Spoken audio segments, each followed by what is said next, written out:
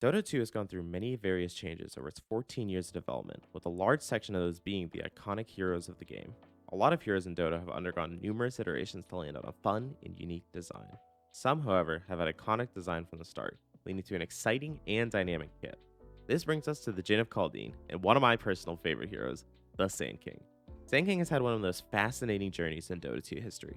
For most of his time in the game, he's maintained his core abilities, only receiving reworks and quality of life changes to his spells when the hero falls out of favor. While he has always kept his identity as a strength blink initiator, the tools which he uses to execute this game plan have undergone a lot of iterations. Most of these has come from his Sandstorm ability and his Caustic Finale. Back in the day, you had to stand still to maintain the Sandstorm, and Caustic Finale was a basic ability that was skilled. Yet, with the introduction of facets and innate abilities in 7.36, Sand King received one of his first ability changes in a long time, in the form of Stinger. This came off the back of a kind of slump for the Djinn of Qaldin, having barely made an impact at the International 2022 and 2023. His kit was widely seen as outdated and not impactful enough to keep up with modern hero design. Nowadays, though, Sand King is a monster in both pro games and pub games, being tied for second most pick and banned at the International 2024, and continuing to wreck pubs and tournaments on 7.37D. So what's changed with the hero to start this rampage of dominance? Stick around and I'll break down for you his new abilities, facets, and item builds, along with breaking down how some of the best Sand King players in pubs are currently abusing the hero.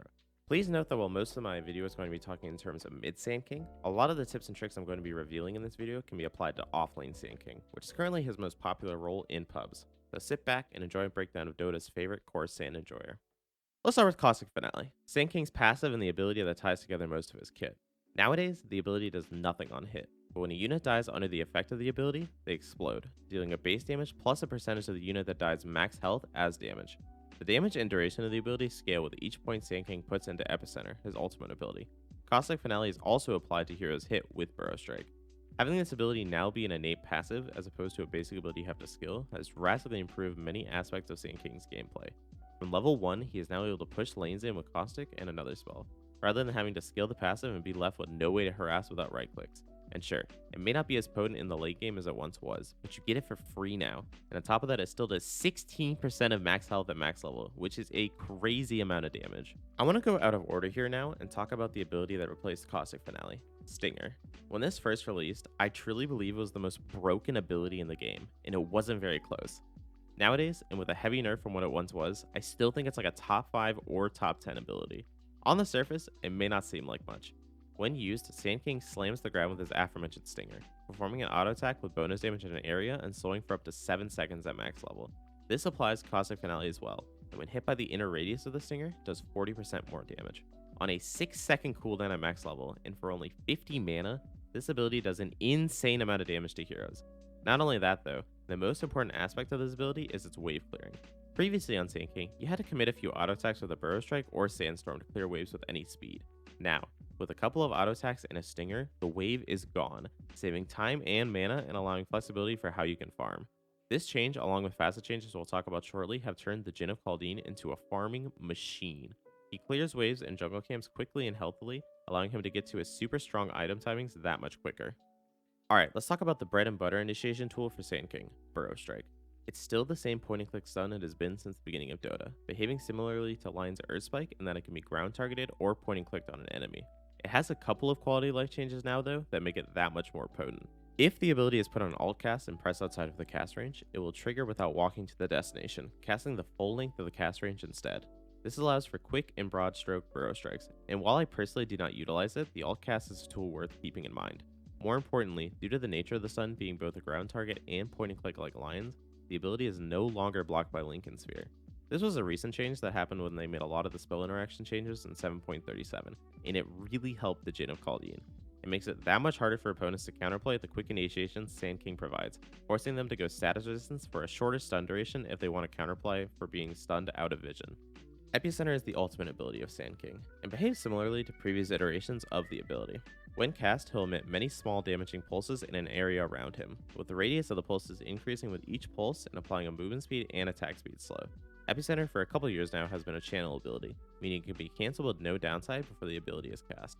This, along with Burrow Strike and Blink Dagger, allows for a lethal AoE combo and is the bread and butter to Sand King. Look for either starting engagements with this combo or playing counter initiation with the abilities to get full value of the spells in team fights.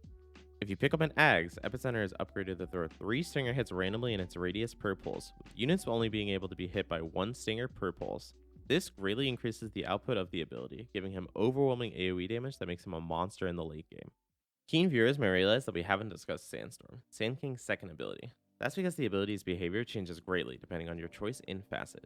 The first facet to choose from is Sand Shroud, making Sandstorm static but have a large radius, longer duration, and making Sand King invisible during the length of the spell. If Sand King walks outside of the radius, the spell immediately ends. If he makes any action that would normally reveal from Invis, such as making an attack or casting a spell, he will quickly reveal before becoming Invis again. The second option is Dust Devil, which makes Sandstorm considerably smaller with a shorter duration and no invis. However, it will follow Sand King wherever he goes at 70% of his movement speed for the duration of the spell, only breaking if Sand King moves more than 2,500 units away from the center of the ability. Damage remains constant for either option. These facets have both had phases in which they were considerably more broken than the other, but nowadays are much closer in viability. Sandshroud has the much higher win rate with a comparable pick rate, with Dust Devil lagging behind.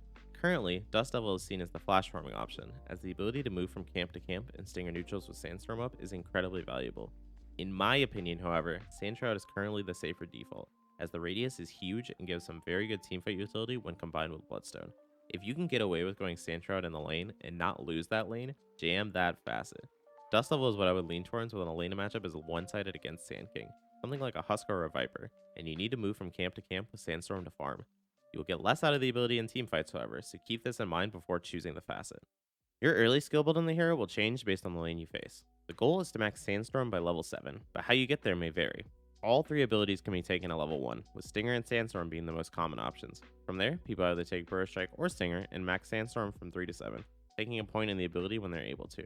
Starting Stinger and Burrow Strike can be good if you have kill threat in the lane, but again, your mileage will vary depending on the matchup. After maxing Sandstorm, max Burrow Strike if you want more stun duration for ganks, and Stinger if you want to maximize farm. If you max Burrow Strike second, be sure to grab the stun duration talent at 11. Otherwise, skip talents for skilling your abilities.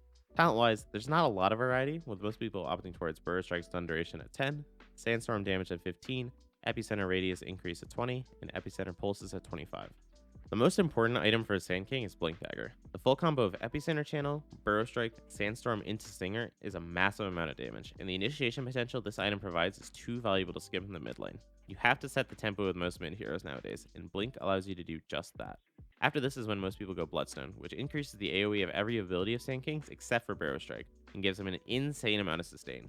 You can go a lot of different items after this, with most people leaning towards Shivas, Ags, BKB, or Yules, depending on what the game calls for. Depending on how crazy you want to get, Daedalus provides an insane amount of damage to both Stinger and the Epi Ags upgrade, but more often than not is overkill. The Shard is another valuable option, but is usually sidelined for more crucial item timings. If you have the Ags though, be sure to grab that Shard as soon as possible. Alright, that was a lot of info thrown at once, but I want to try and put everything together nicely by looking into a pro player who's been spamming the hero recently, Squadix of Virtus Pro. This particular game, he opts for the Sand Shroud, which he's been leaning on in his pubs. Squadix is versus the Puck this lane. It's not the hardest matchup in the world since Puck's spells and attacks are so weak in the early game nowadays, but it can definitely get tricky if Puck gets some early harass. It's due to this that Squadix takes the Sandstorm level 1, which lets him safely and pretty quickly clear the first wave and secure his level 2. Your main goal as Sand King in these early levels is to maximize your farm and XP. You definitely can get aggressive depending on if they overextend in the creep wave, or if you're against a melee hero you can more easily pressure like Ember Spirit, but against range heroes like Puck, it's generally better to quickly clear the wave and trade farm. Playing into this idea, our Sand King player stacks the large camp closest to him at minute 5. This is something that a lot of mid laners do nowadays, and it really helps to continue to accelerate your game. It's especially important to do this on a hero like Sand King who can take stack camps super easily.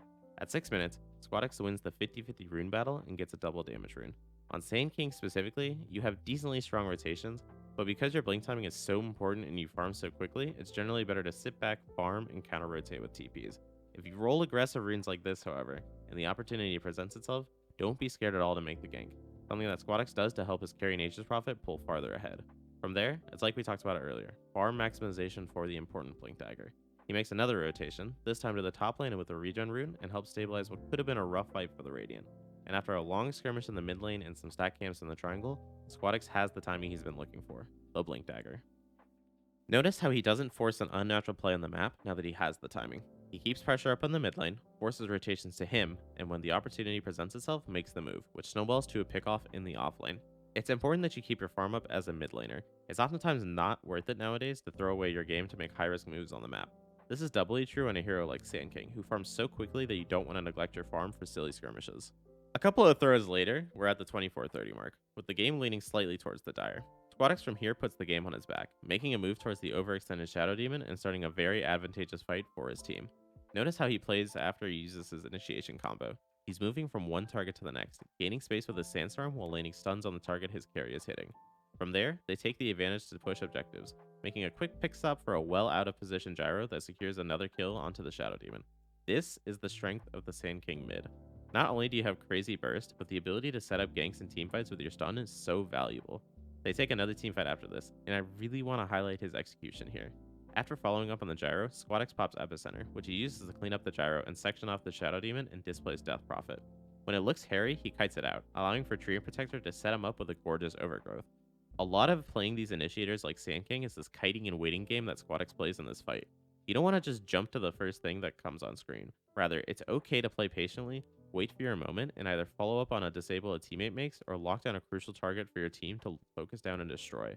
After this fight, in a rampage from the Natures, Radiant is too far ahead, leading to an easy victory for the VP mid laner.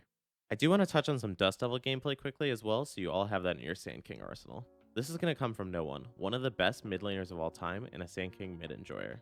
He's up against the Storm Spirit, a very strong and meta hero who is known for bullying melees like the Sand King.